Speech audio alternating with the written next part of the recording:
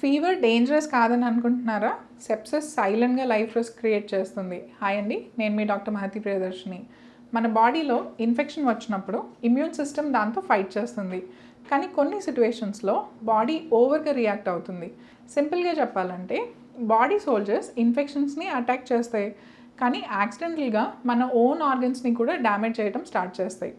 ముందు ఫీవర్ ఉంటుంది, తర్వాత సివియర్ వీక్నెస్ ఉంటుంది, హార్ట్ బీట్ ఫాస్ట్ అయిపోతుంది, బ్రీదింగ్ ప్రాబ్లం ఉండొచ్చు, కన్ఫ్యూజన్ ఉండొచ్చు, బీపీ సడన్గా తగ్గిపోవటం కూడా జరగచ్చు. చాలామంది నార్మల్ ఫీవర్ అని, వైరల్ ఫీవర్ అని ఇగ్నోర్ చేస్తారు.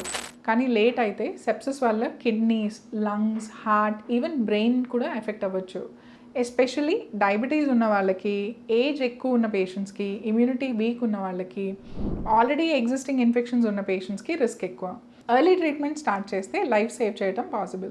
సో ఫీవర్తో పాటు సివియర్ వీక్నెస్ కానీ, బ్రీదింగ్ ఇష్యూస్ కానీ, కన్ఫ్యూజన్స్ లేదా బీపీ డ్రాప్ లాంటివి ఉంటే డిలే చేయకుండా ఇమీడియట్గా డాక్టర్ని కన్సల్ట్ అవ్వండి.